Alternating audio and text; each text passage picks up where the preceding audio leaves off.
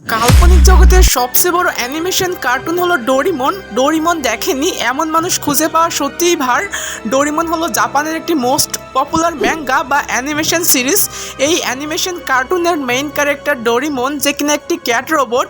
আর ডোরিমনের সূচনা হয় ফুজিকো ফুজিও নামের একজন ফেমাস ম্যাঙ্গা রাইটারের হাতে, যেটা আজ থেকে প্রায় 54 বছর আগে মানে 1969 সাল থেকে এই পর্যন্ত চলে আসছে। কিন্তু তোমরা কি একটা বিষয় জানো যে ডোরিমনের সবচেয়ে রহস্যময় একটা গল্প আছে যেটা হাজারো মানুষকে কাঁদিয়েছিল?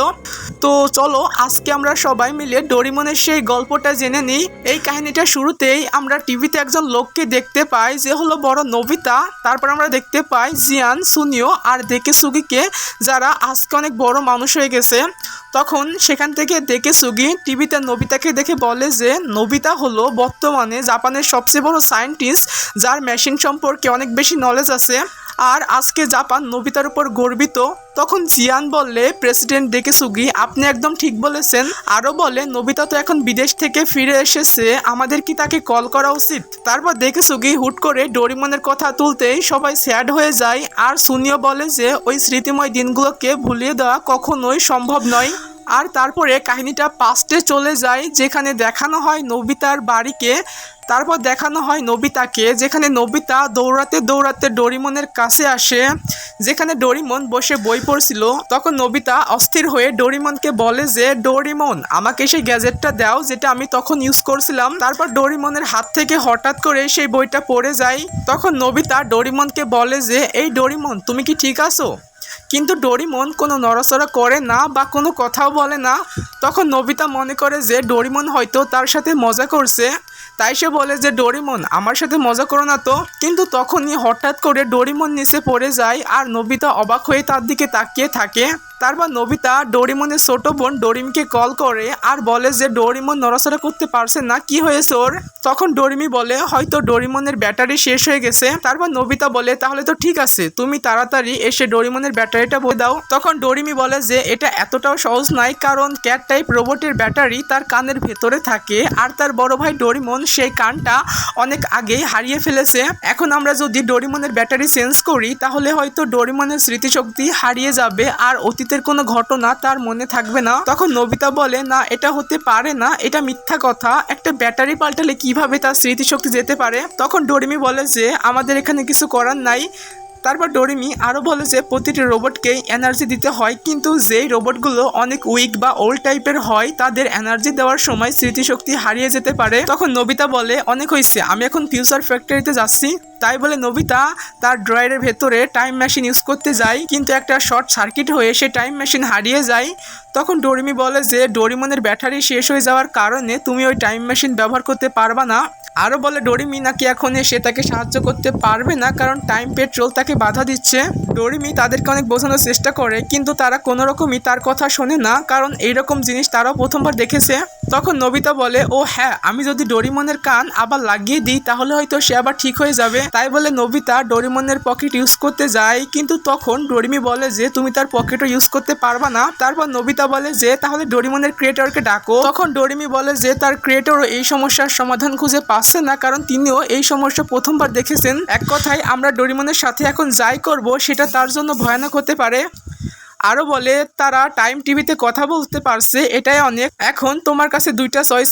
তখন ডোরিমি নোবিতাকে বলে যে এখন তোমার কাছে দুইটা চয়েস আছে, এক, আমি ওখানে এসে ডোরিমনকে ঠিক করে দিই যদি টাইম পেট্রোল পারমিশন দেয় তো, আর না হলে তারা গিয়ে ডোরিমনকে সাহায্য করবে, এতে পুরনো ডোরিমন ফিরবে না, কিন্তু তোমাকে নতুন একটা ডোরিমন দিয়ে দেওয়া হবে। দুই, আমাদেরকে ফিউচারে আসা উন্নত টেকনোলজির অপেক্ষা করতে হবে, যার মাধ্যমে আমরা হয়তো পুরনো ডোরিমনকে ফিরিয়ে আনতে পারবো।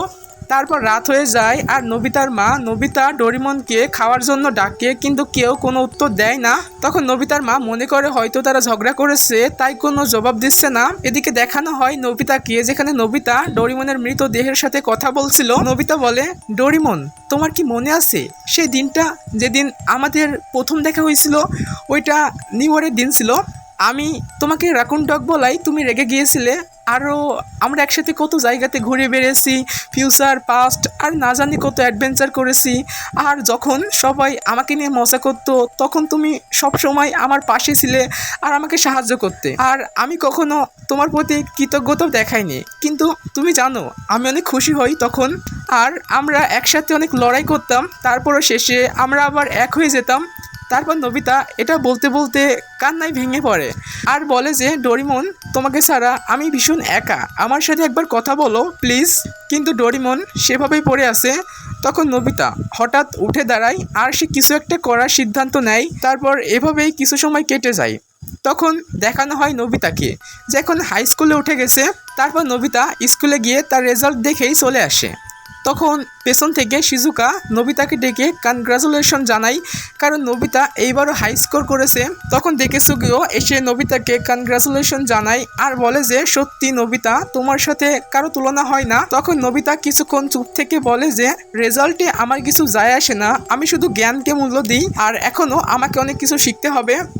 তারপর শিজুকা নোবিতাকে তাদের সাথে পার্টিতে আসতে বলে, কিন্তু নোবিতা বলে শুক্রিয়া, কিন্তু আমার বাড়িতে অনেক কাজ আছে, তাই বলে সে ওখান থেকে চলে যায়। তারপর দেখেসুগি বলে যে নোবিতা একা হয়ে গেছে আর সে নিজেকে অনেক একা ভাবে। তখন শিজুকা বলে যে ডোরিমনে যাওয়ার পর থেকে নোবিতা বদলে গেছে আর নোবিতা এখন নিজেকে ভীষণ একা ভাবে। তারপর শিজুকা দেখেসুগিকে বলে যে সে এভাবে নোবিতাকে দেখতে পারছে না, আরও বলে সে নাকি সবসময় নোবিতার পাশে আছে। তাই বলে শিজুকা সেখান থেকে দৌড়ে চলে যায়।